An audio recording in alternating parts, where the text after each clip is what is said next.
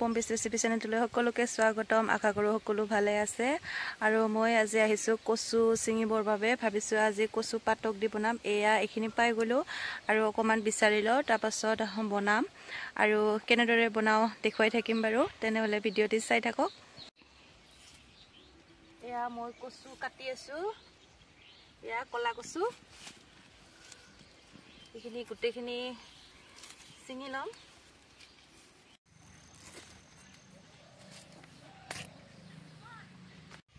মই এইখিনি কচু পাই গ'লোঁ। তেনেহ'লে আহক এতিয়া মই কেনেদৰে বনাওঁ দেখুৱাওঁ, আহক।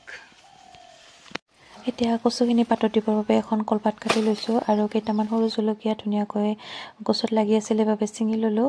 আৰু এতিয়া তাত দিবৰ বাবে টেঙা লাগিব, যিহেতু টেঙেচি টেঙা ইমান ধুনীয়াকৈ হৈ আছিলে, গতিকে তাৰে অলপমান ছিঙি ল'লোঁ। এতিয়া কলপাতখন অকণমান জুইত সেকি লৈছোঁ, যিহেতু বান্ধিব লাগিব মেৰিয়াই মেৰিয়াই, গতিকে ফাটি যাব, সেইবাবে কলপাতখন ভালদৰে সেকি লৈছোঁ। আৰু এতিয়া কচুখিনি সৰু সৰুকৈ অলপমান কাটি ল'ম। বৰ্তমান মাঘ মাহ চলি আছে, যিহেতু এতিয়া কচুৰ পাত পাবলৈ অলপমান টানেই হয়। সকলোবোৰ কচু মৰিয়ে গৈছে, তথাপি এতিয়াহে খাবলৈ বহুত ভাল হয়, গতিকে যিখিনি পোৱা যায় সেইখিনি যেনেকৈ হ'লেও খাব পাৰি, নোখোজোৱাই বহুত ভাল লাগে খাই, সেইবাবে অকণমান হ'লেও বিচাৰি আনিছোঁ। আৰু এয়া কচুখিনি কটা হৈ গ'ল আৰু ইয়াতে দি দিছোঁ কেইটামান নহৰু আৰু সৰু জলকীয়া কেইটা। আৰু এতিয়া দি দিম কেইটামান জাব্ৰাং দি দিছোঁ, এইকেইটা খুন্দিও দিব পাৰে, মই এনেই দি দিছোঁ। আৰু এয়া টেঙেচি টেঙাখিনি দি দিলোঁ। এতিয়া দিলোঁ অকণমান মিঠাতেল আৰু অকণমান নিমখ দি এইখিনি এতিয়া ভালদৰে বান্ধি ল'ম এটা টোপোলা কৰি। বাৰিষাৰ সময়ত কচু য'তে ত'তে পোৱা যায়, এভেইলেবল থাকে চাৰিওফালে, কিন্তু সেই সময়ত কচু খাবলৈ ইমান এটা ভাল নালাগে, যিহেতু বৰষুণত তিতি থাকে, অলপমান খজুৱাৰো চান্স থাকে আৰু সোৱাদো নালাগে। আৰু এতিয়া কচু খাই বহুতেই ভাল লাগে, মানে যেতিয়া মাঘ ফাগুন মাহত কচুবিলাক নোহোৱা হয় আৰু শুকাই যায়, তেতিয়া যিখিনি কচু পোৱা যায় সেইখিনি কিন্তু খাই বহুতেই সোৱাদ লাগে। আৰু সেইকাৰণে আমি বিচাৰি বিচাৰি এনেকুৱা সময়ত কচু খাওঁৱেই। গতিকে এয়া মোৰ টোপোলাটো বন্ধা হৈ গ'ল আৰু টোপোলাটো এয়া চৌকাত সোমাই দিলোঁ আৰু ধুনীয়াকৈ অঙঠাতে সিজি থাকিব, জুই দিবও নালাগে। আৰু 15 মিনিটমানতে হৈ যাব ধুনীয়াকৈ। এয়া মোৰ হৈয়ে গ'ল 15 মিনিটমান সিজাৰ পাছত এয়া দেখাই দিছোঁ, ইমান ধুনীয়াকৈ সিজি গৈছে। এয়া চাওক, কলপাতখন চাইডটো জ্বলিয়ে গৈছে। এতিয়া মই এইখিনি ভালদৰে প্লেট এখনত উলিয়াই ল'ম।